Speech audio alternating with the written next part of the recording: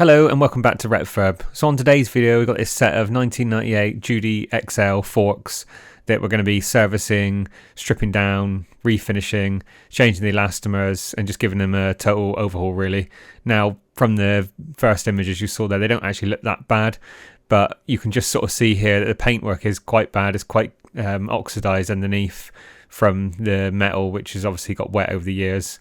So let's get straight into it, strip it down. As you can see, I'm just taking off the top caps and removing the springs and the parts from inside the shocks. So looking at it straight away, when I started pulling this out, I was thinking there was obviously some sort of issues. You can see there's a lot of crumbly bits here, and as usual, the elastomers are pretty much shot. They obviously shrunk back quite a bit and they just crumbled, and you can see looking down into the side of the stanchion there, they're sort of jammed in, so I'm just trying to knock it out as best as I can. Doesn't really work that great, but it's sort of dislodging it, and as you can see that sort of drops out there and there's bits missing and crumbling off and it's just knackered. So these will be replaced, and again just pulling out all the other bits that are left in there, just make sure we can clean in there properly. So now moving on to the bottom of the fork, just need to remove the adjuster off the bottom, then you can get an Allen key in there and undo that bolt. Now you don't want to take the bolt right the way out, you want to leave it in there a certain amount because it's going to be needed to knock this out of place. Normally they need a little bit of a tap with a rubber mallet or something similar just to knock them loose. So I'm just now going over the other side doing exactly the same thing, leaving them in slightly. I did sort of try to pull them out first of all without doing that, but it didn't work. These weren't too bad actually, I just gave them a little tap on the end of the Allen key. Now I wouldn't recommend doing that if you had a decent Allen key just in case you damage it, but I didn't really need to knock them that hard, so they came out quite easy. And again the same for the other side.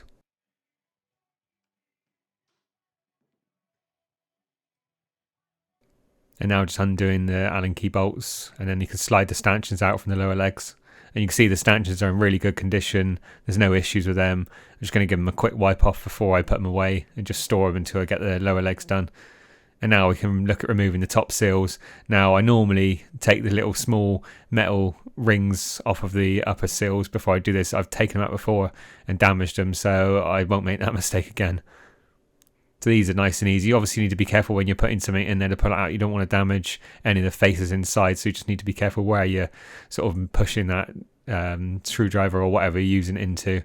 So now just trying to get inside and remove as much of the grease as I can before I move forward. So I will use some solvent-based degreaser and spray it down inside and make sure they're nice and clean before I go on. And now just taking the decals off. So the decals are going to be replicated. I'm going to make these up as close to the originals as I can as possible, and then reprint them and laminate them. So now moving on to the brake cantilever mountings. So these are nice and simple, these just undo. I'm just using a set of adjustable spanners here, but you can obviously use the right side spanner for that, which will obviously be better. And now just working through cleaning up all the little bits. I will give them another clean when I come to fitting them up, but I'm just going to remove the worst of it before I go any further.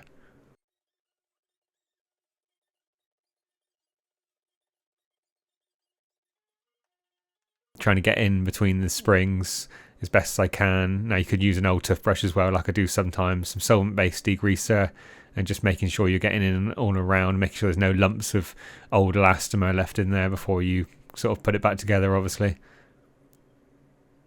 So as you can see, I'm sort of skipping through a lot of it, but it's the same process, just going around making sure you get in there and clean it as best as you can. And now moving on to sanding down the lower legs. You can see there's a lot of the paintwork that's come off of the lower legs already. So I'm just going over first with something coarse, something like a 120 grit, just to get rid of the worst of it. Obviously you don't want to sort of go over with anything too fine, it'll take you ages, so you need to go over something coarse first of all, then work down the grades and finish with something like 500, and then you can prime it and then flat that primer down. So I don't show the whole process of painting them here, but I show the process of prepping them up, getting them ready, trying to get in all the little bits. You can use a little Dremel head and carefully go around some of the sort of more harder pieces to get to, but if you do that you need to be very careful because it will dig into the metal. So that's just something to be mindful of. I do use it occasionally just to get in around some of the more intricate sections. Now just dusting over a bit of primer. It actually started raining shortly after doing that, so I couldn't do it outside for much longer, so this is fast forwarding now to them all being primed. I put about 5 coats of primer on there. just to build it up, give it a nice surface. And now I can flat it down with some wet and dry sandpaper, which is 1000 grit. And then what I will do after this is give it another coat of primer, and then we can paint them. So like I said, I don't show the process, but this is them all painted.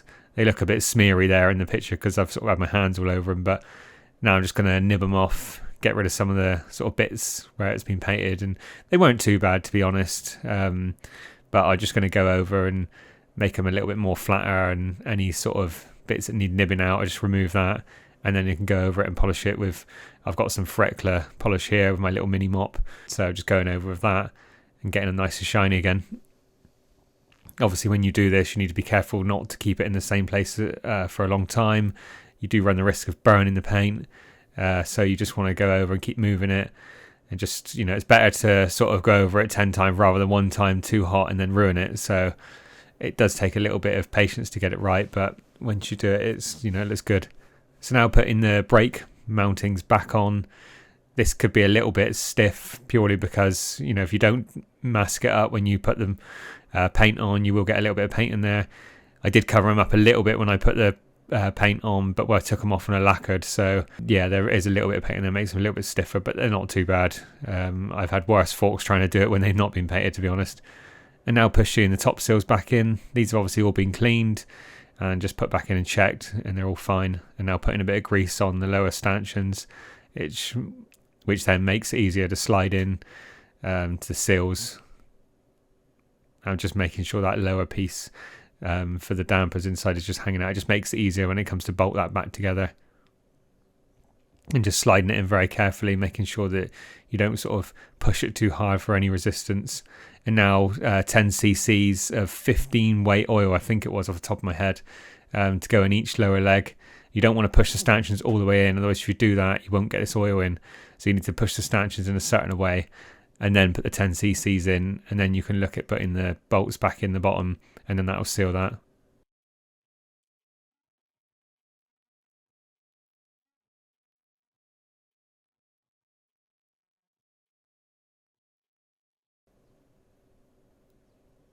And then just doing it back up with the Allen key, just wiping off any sort of excess oil. Now I did check these seals and everything before I did it, and they all seemed okay. They didn't seem to be leaking afterwards. I put it on some tissue for a while just to make sure, and there was no issues. Obviously you get a little bit of residual oil that come up then when you push that piece in, which is like the little adjuster, but other than that they seem absolutely fine. The only problem with a lot of older forks like this, it's very hard to get new seals and stuff for them, so hopefully once you've got these forks or any similar forks, that you don't need to go and buy parts. I think Rockshox SIDS, the Mark 1s, which I've actually got to do soon, they are very hard to get any sort of parts for. So now moving on, you can see I've got some elastomer material here, so I'm just measuring to see how much length I need to make it with the spring and everything in place. Because of some of the elastomers were shrunk and bits missing off them, I don't really know the exact size, so I'm having to do it this way, measure it and manually do it. Not ideal, but it'll still have the same, it'll still be exactly the same as what it would be if I bought them pre-made, but it just means a little bit more sort of time and just making sure that I've measured them correctly and cut them right before putting it all together. Now I did do this twice. I measured this twice just to make sure. I didn't want to sort of measure it once and then it wasn't quite right, so I measured it twice and then cut it. And now I'm just drilling holes in the end. Now I'm using a metal drill bit at the moment, which wasn't very good. I then moved it to a wood drill bit, which drilled a lot better into the elastomer. Just need to make sure there's a hole in the middle so you can slot the little joiner piece in.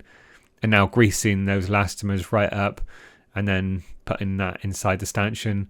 And exactly the same thing with the spring, greasing that all up and then putting that into the stanchion.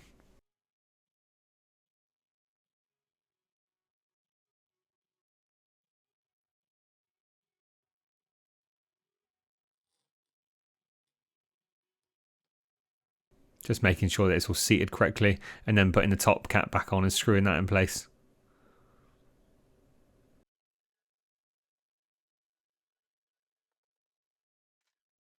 And then using a set of adjustables just to tighten that up.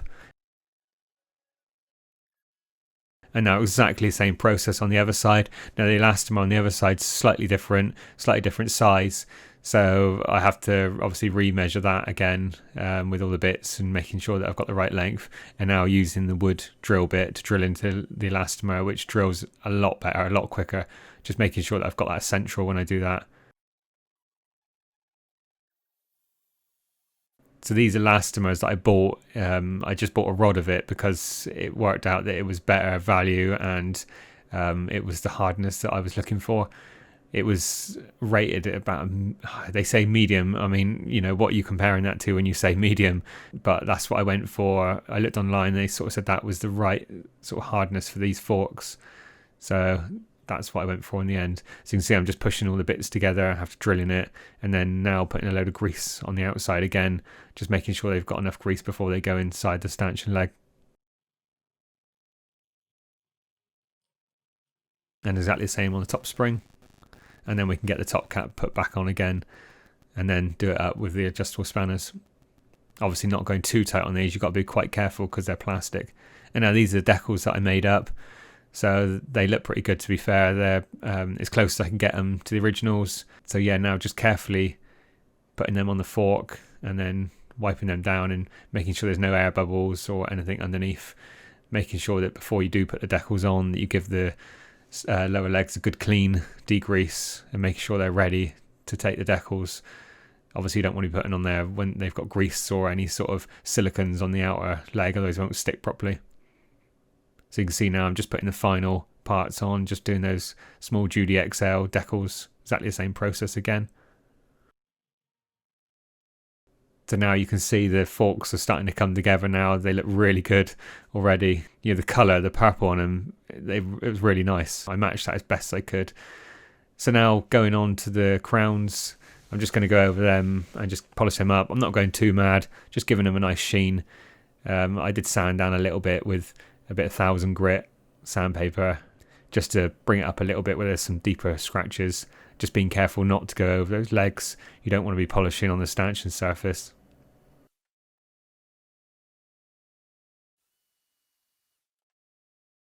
And then exactly the same process on the top one, which I've just done. So now I'm putting that into place. Obviously this will have to come off when the forks get fitted to a bike, but just putting it all together. And that's it, all done. As you can see, they've come out really well. I'm really happy with them. It was quite an involved process doing it all with the paintwork. Obviously, if you weren't doing the paintwork and you're just servicing them and replacing the elastomers, it would be a lot quicker job. But it just makes it a little bit harder doing the full refurb on them. But I think it was worth it. They come out really well. They'll now look really great when they're fitted to a bike. Perfect for a retro build. Yeah, not really much more I can say about it. But yeah, I'm really happy with them. I hope this has helped someone with refurbing or servicing the forks. I hope you've enjoyed the video. Please like and subscribe, and we'll see you in the next one.